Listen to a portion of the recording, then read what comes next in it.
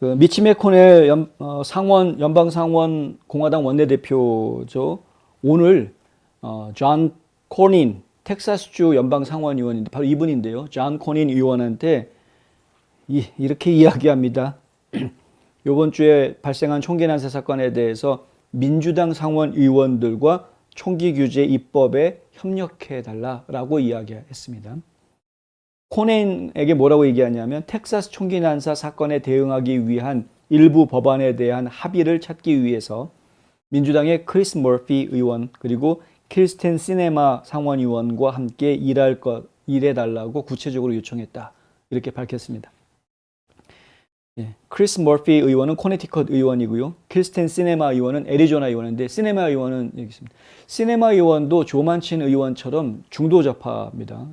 그래서 지금 공화당이 많은 주에서 민주당 의원이 연방 상원의원을 하고 있기 때문에 자연스럽게 지금 이제 중도 성향을 띠고 있는 것이고요. 그건 조만친 의원도 마찬가지 입장인 것이죠. 그런데 이 크리스티 머피 의원은 얘기가 좀 다르죠. 코네티컷은 공화당 지역이라고 얘기하기가 좀 애매하니까. 그러니까 코네티컷의 크리스 머피 같은 경우에는 조금 더 좌편향, 좀 더 좌파라고 봐야 되겠죠. 그런데 하여간 이 의원들하고 같이 상의해서 지금 이제 총기 규제법안을 한번 좀 만들어 봐라라고 지금 이제 맥코믹이 존 코닌한테 시켰다. 이렇게 됩니다.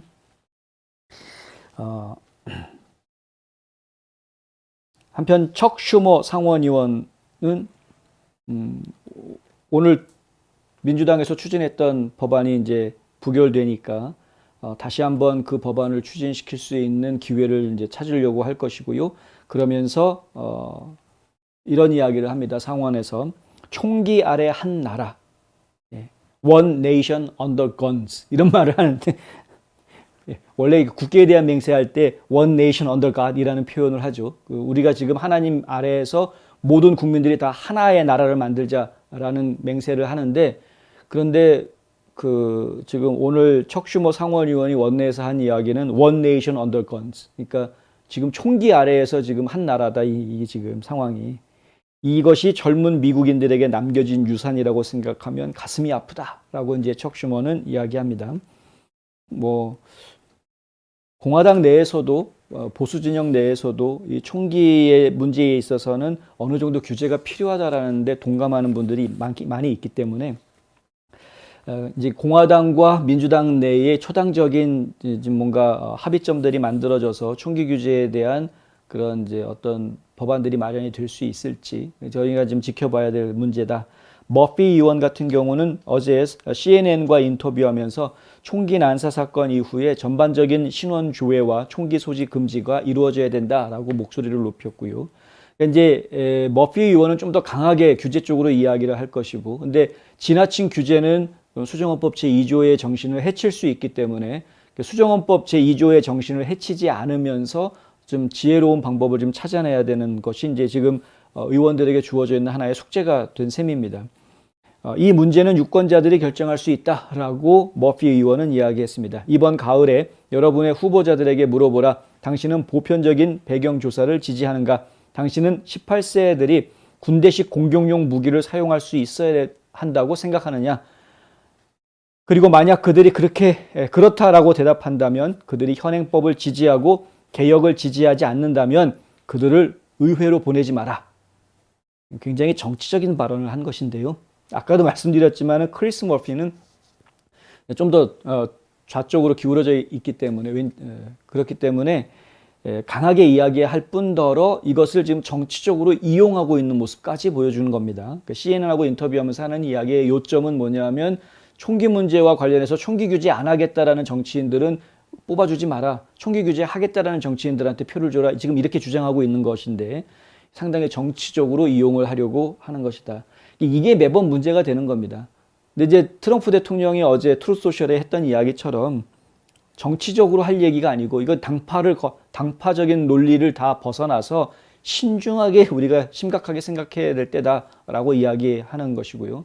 그러한 입장을 가지고 있는 의원들이 모여야 제대로 된 아이디어가 나올 것이죠. 여기 당리당략에 빠져가지고 어떻게 해야 민주당한테 유리할까? 어떻게 해야 공화당한테 유리할까? 이런 식으로 머리 싸움만 하려고 하는 그런 의원들이 법을 만들려고 하면 결국에는 법안이 제대로 만들어지지도 않을 뿐더러 싸우게 되죠. 싸우게 되고, 만들어진다고 하더라도 그 법이 과연 국민들에게 진짜 이로운 법이 될 수 있을지 매우 의심이 갈 수밖에 없다는 겁니다. 결국에는 당리당략 이런 거 다, 당론을 다 떠나서 순수하게 총기 사건을 어떻게 하면 최소화할 수 있는가에 대한 진지한 토론과 논의가 있어야 될 것이다 하는 것입니다.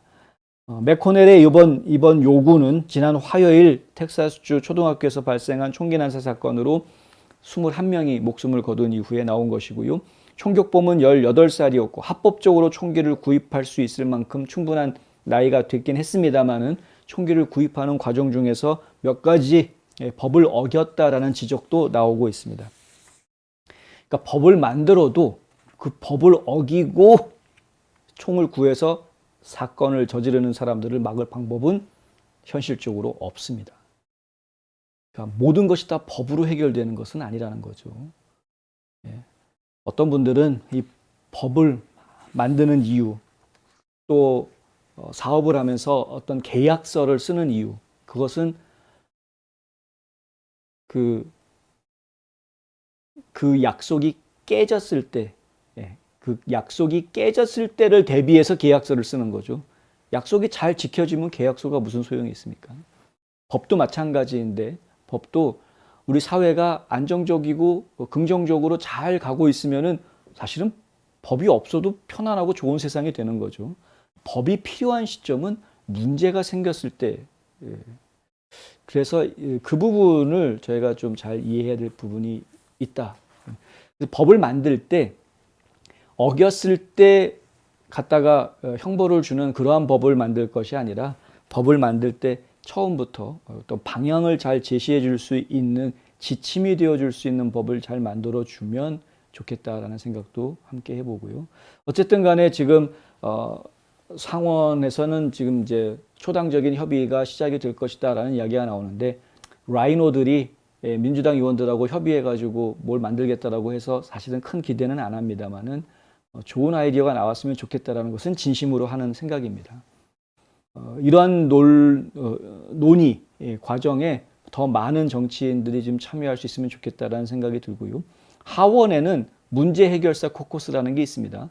하원의 이 문제 해결사 코커스에는 민주당, 공화당 공이 반반씩 의원들이 참여하고 있고 규모도 한 50여 명이 되는 그런 코커스이기 때문에 하원의 문제 해결사 코커스에서도 마찬가지로 초당적인 어떤 총기 문제에 대한 해법을 찾는 논의가 구체적으로 좀 진행됐으면 좋겠다라는 생각도 함께 해봅니다.